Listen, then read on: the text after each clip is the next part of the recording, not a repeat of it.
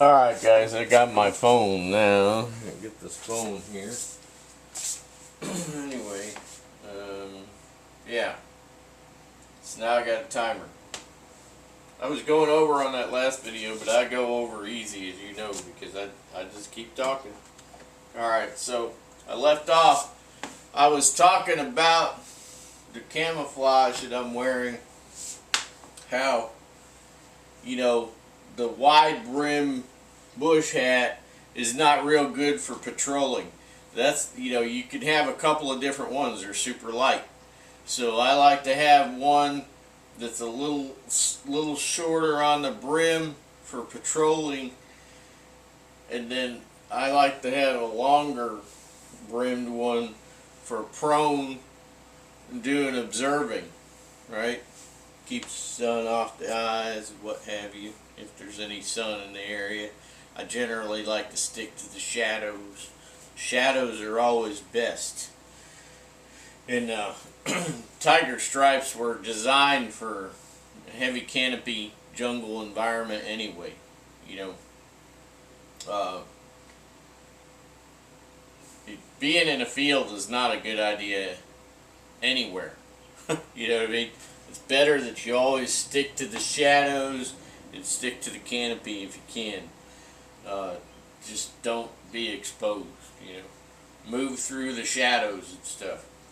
But anyway, what I was telling you is that I was talking about the V's, the inverted V's.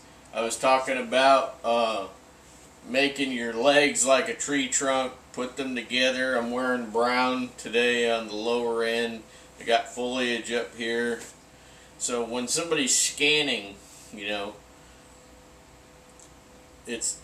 they don't detect you as easily. Okay? If you got your legs put together, when you stop, look, listen, all that, right?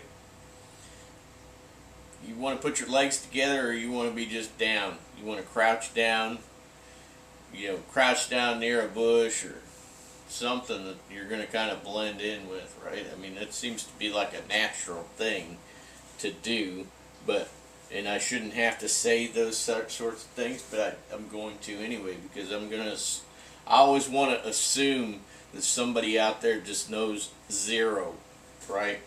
But anyway, stop, look, listen, you know, and all that sort of thing.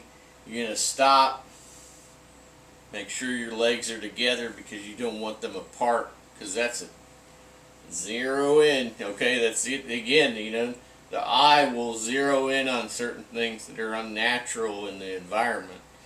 A boonie or a bush hat or whatever you like to call this, okay? I know a lot of guys call these boonies nowadays, but we always call these bush hats.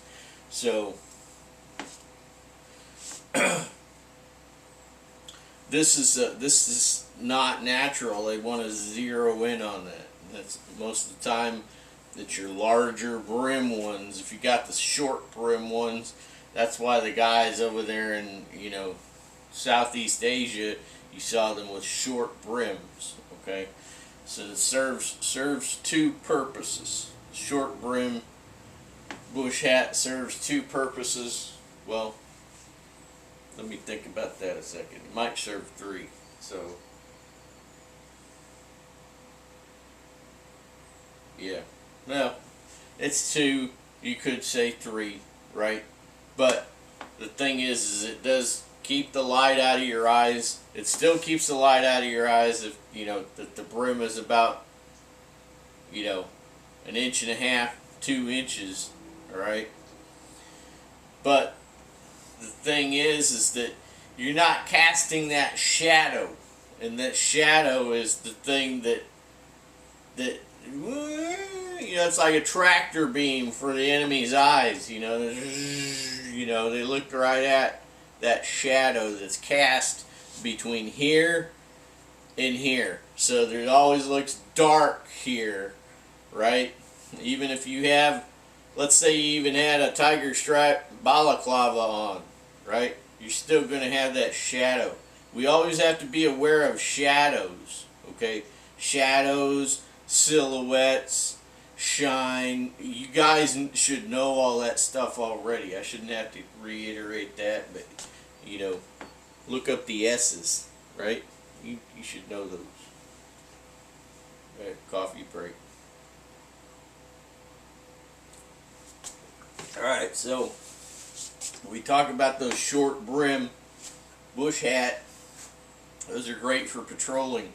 It will keep the sun out of your eyes. It will minimally keep weather off of your face. We're mostly concerned about our eyes, right? We don't care about rain splattering on our face, okay? We just want to be able to keep our eyes out of the weather so that we can observe, right? Now, as I was saying in the last video, if you get yourself a bush hat, I've got several, and you can fold it under and sew it right in the front, so you can make the front shorter so that you don't get that shadow effect, and you still got a little bit of protection for your eyes against the elements, but it's longer in the back, okay, to keep off weather, anything falling out of the branches and stuff, you know, insects, what have you, and keep the weather to, you know, if the rain's coming down, you know, it'll go off to the back side, right? So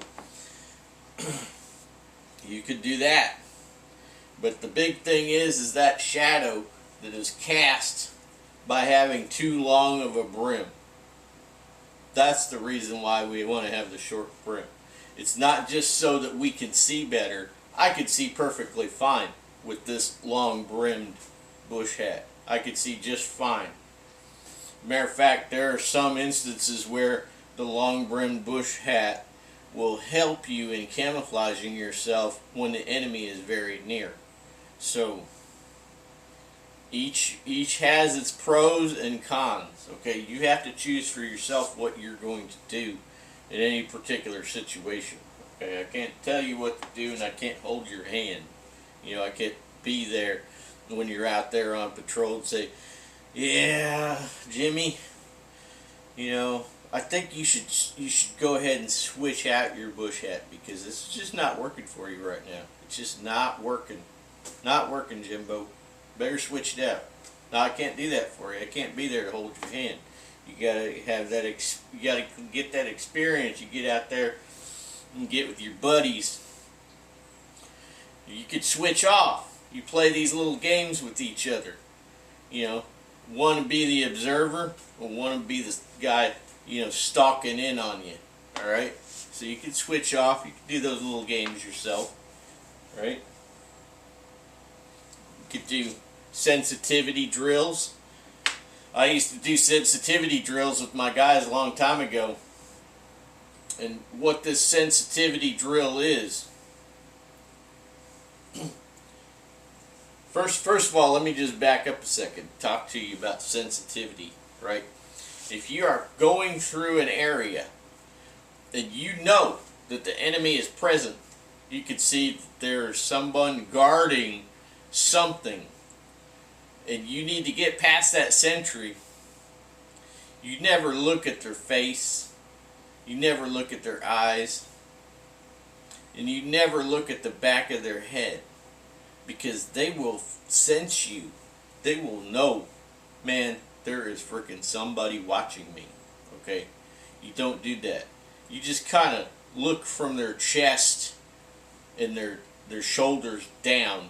If you need to kind of keep an eye on what they're up to, that's how you look at them. You never look at their eyes or anything above the shoulders. You never look at them, because you're a physical animal, right? Even though we're more than an animal, we're humans, we're different. We still got those senses, those 6 senses, okay? So, now, let's talk about this sensitivity drill, right? I used to have my guys sit down sit down on the ground out there. We go out in the boonies and say, you sit there And when I get close enough to you to where you can feel my presence, you know that I'm there. Not necessarily audibly, okay? And I would have them close their eyes. And then I would sneak up behind them. Or if there's a group of guys, sometimes the more advanced they got, the more I would throw in things to confuse, alright? Meaning more people involved. But anyways, as soon as, this is just a basic drill. You set the guy out there, and then you creep up on him, right? He's got his eyes closed. Doesn't matter if you're creeping up from behind, or you're creeping up from the front, or the side, or in a black angle. It doesn't matter. But you creep up on that fella, or fellette, right? If it's a woman. No offense. But if it's a lady there, creep up on her. If it's a guy, creep up on him. Doesn't matter. Whoever's on your team, right? You're trying to develop some sensitivity training here. This to get your sixth senses going, right? You start getting that mojo to where you know when somebody's near you or coming up on you. Anyway, so they're there with their eyes closed, creeping up on them. Your idea is to creep up on them and touch them on the shoulder or on the head or what have you, right? You could have them stand up. You could do it in several different positions. You can have them sit down. You can have them stand up. I've done it all these different ways. But anyway, you creep up on them, touch them. If you touch them, they're dead, right? They're just dead. So anyway, because it's sensory removal, right? Anyway, but as you're creeping up, if they sense you, they don't hear you, but they sense you, they'll just put their hand up, right? As soon as they sense you. And you guys got to be honest with this stuff. This is not a game. You are practicing attuning yourselves with your environment, okay? This is sixth sense training here. There ain't no cheating involved. If you're cheating yourself. Alright? I got a minute and a half left here, so yeah. So you practice that drill. Creeping up on each other. Alright? Practice that other thing. That other skill. Stalking. And have your observers, give them some optics, Remember, you got target indicators all around you. You have to be on your game, You have to be on your game. You can't make like things move around you as you're moving like a worm. If you are moving like a worm, you may just be creeping up. You may just be practicing creeping up on your own 2 feet. Right? These are all little things that you can do with each other to get ready to be a ghost. Okay? These are things that you could do to get ready to be a ghost, to be invisible, to be quiet. That's another thing. We get done with all of this physical kit stuff. We're going to get out there and I'm going to show you some ways to walk with your feet and stuff. We'll get outside and I'll show you that too. See you in another video.